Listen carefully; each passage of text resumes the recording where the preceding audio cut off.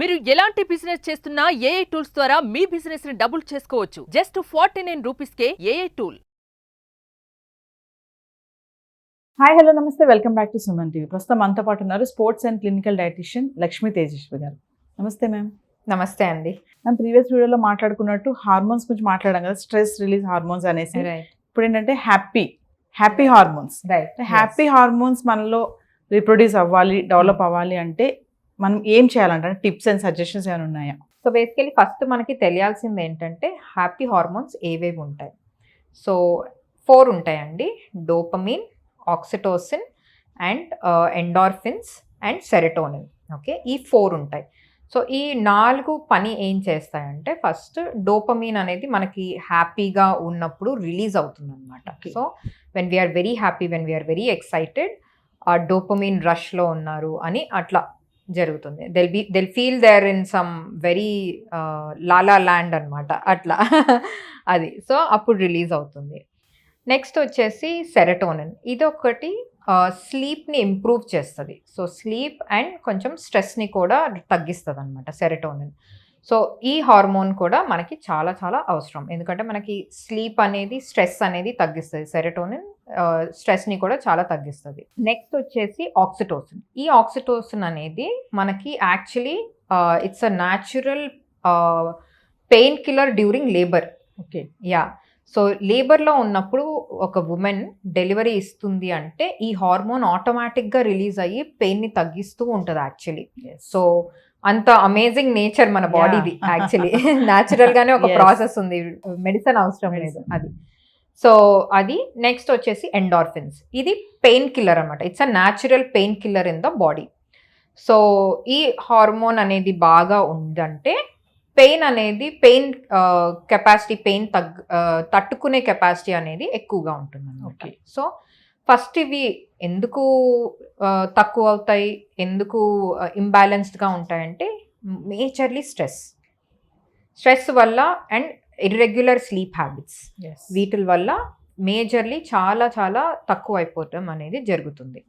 And nutritional deficiencies, మేజర్గా omega fatty acid and magnesium, ఈ 2 తగ్గిపోతున్నాయి బాడీలో అంటే ఈ హార్మోన్స్ కూడా చాలా చాలా తగ్గిపోతాయి.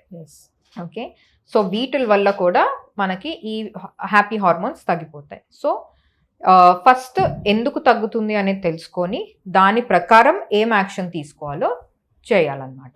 అది హ్యాపీ హార్మోన్స్ చెప్పారు మీరు, బాగానే ఉంది.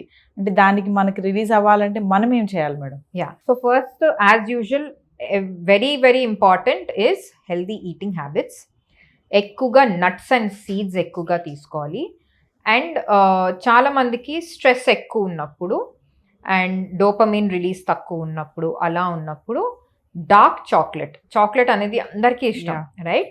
డార్క్ చాక్లెట్ అనేది తీసుకోవాలి. ఇప్పుడు చాలా ఫేమస్ అయిపోయింది dark chocolate. So dark chocolate అంటే it should be minimum 70% dark. Dark chocolate అంటే ఏంటి? కోకో అనేది ఎక్కువగా ఉంటుంది, షుగర్ అనేది చాలా తక్కువగా ఉంటుంది. వేరే మిల్క్కి సంబంధించే మిల్క్ సాలిడ్స్ అంటారన్నమాట చాక్లెట్లో యాడ్ చేసేది, అది తక్కువగా యాడ్ చేస్తారు. అండ్ కోకో బటర్ అనేది తక్కువగా యాడ్ చేస్తారు. సో చాక్లెట్ ఫస్ట్ ఎలా తయారు చేస్తారు? Cocoa powder, cocoa butter, milk solids, sugar, ఇవన్నీ కలిపితే ఒక చాక్లెట్ అనేది తయారవుతుంది. డార్క్ చాక్లెట్లో ఏం చేస్తారంటే కోకో పౌడర్ అనేది న్యాచురల్ మన కోకో వచ్చేది, అది ఎక్కువగా యాడ్ చేసి పంచదార ఎక్కువ వేయరు, ఎలాంటి వేరే స్వీట్గా చేసే పదార్థాలు ఏమీ యాడ్ చేయరు. నెక్స్ట్ ఈ కోకో బటర్ అనేది కూడా చాలా తక్కువగా యాడ్ చేసి అండ్ ఈ కోకో పౌడరే న్యాచురల్ ఫామ్లో ఎక్కువగా ఉండేలాగా చూస్తారనమాట. సో దానివల్ల దాంట్లో మెగ్నీషియం అనేది ఎక్కువగా ఉంటుంది కాబట్టి ఈ హ్యాపీ హార్మోన్స్ అనేది రిలీజ్ అవుతుంది. స్ట్రెస్ అనేది చాలా చాలా తగ్గిపోతూ డోపమిన్, సెరటోనిన్ లెవెల్స్ అనేవి కొంచెం బ్యాలెన్స్ చేస్తూ ఉంటాయి. డార్క్ చాక్లెట్ వల్ల స్లీప్ కూడా ఇంకా మంచిగా ఉంటుంది. సరే, డార్క్ చాక్లెట్ మంచిది కదా అని ఎక్కువగా కూడా తినకూడదు, దానివల్ల ఇంకొకటి వస్తుంది మళ్ళీ. అది. సో చాలా మంది సరే ఇది మంచిదే కదా, సరే ఇంత పెద్ద బార్ ఉంది తినేద్దాము అని అనుకుంటారు. లేదు, అలా చేయకూడదు. చిన్న పీస్ తినాలి, ఒక్క చిన్న పీస్, మ్యాక్సిమం 2 ఆ పూటకి, 1 కానీ 2 పూటకి కూడా కాదు, ఆ రోజుకి అట్లా. అండ్ మనం మామూలు చాక్లెట్ తిన్నట్టు తినకూడదు, అంటే బాగా నమిలేసి ఒకటేసారి అలా తినకూడదు, జస్ట్ నోట్లో పెట్టుకొని చప్పరించాలి. ఓకే. సో దానంతట అదే మెల్ట్ అవుతుంటే అప్పుడు మెల్లగా మనకు ఆ హ్యాపీ హార్మోన్స్ అండ్ హార్మోన్స్ మనకి స్ట్రెస్ తగ్గించేది, ఆల్సో కొంచెం స్లీప్ని ఇంప్రూవ్ చేసేవి అవన్నీ రిలీజ్ అవుతూ ఉంటాయి మెల్లగా. ఓకే. సో ఇట్లా చిన్న చేంజెస్ చేసుకుంటే డెఫినెట్గా చేంజ్ అనేది కనిపిస్తుంది.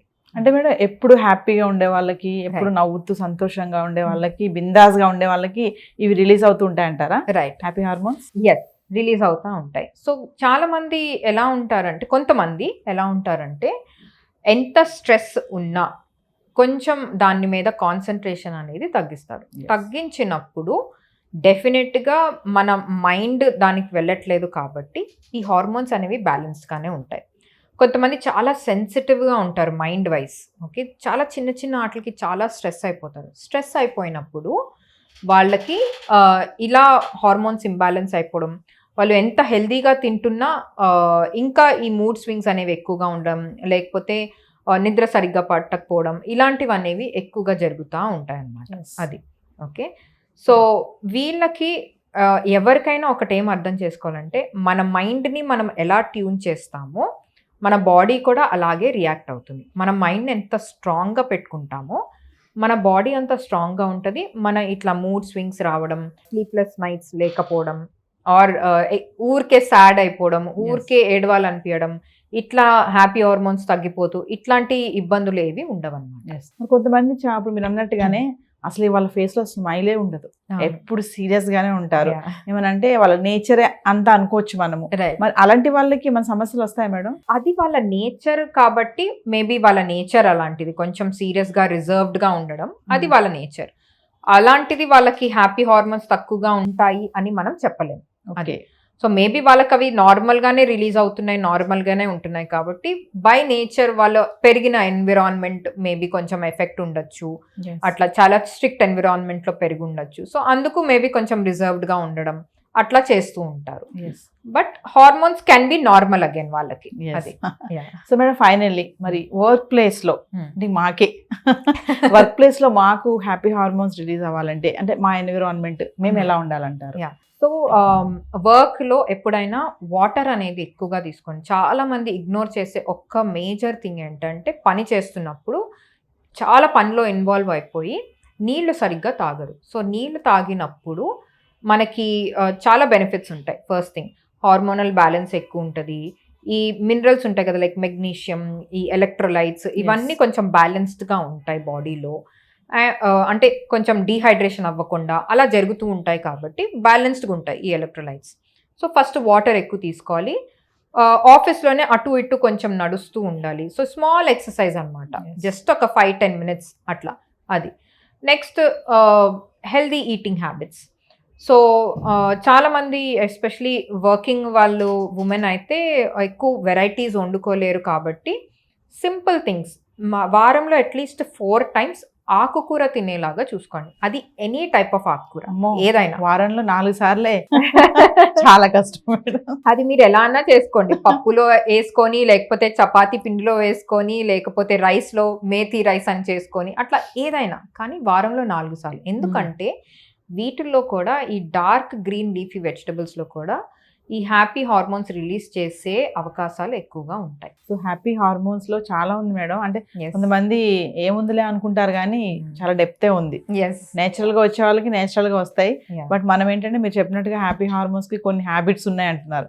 ఖచ్చితంగా అది ఉండాల్సిందే. స్మైలీగా ఉండాలి ఇప్పుడు ఫేస్. డెఫినెట్ గా. Thank you ma'am. Thank you.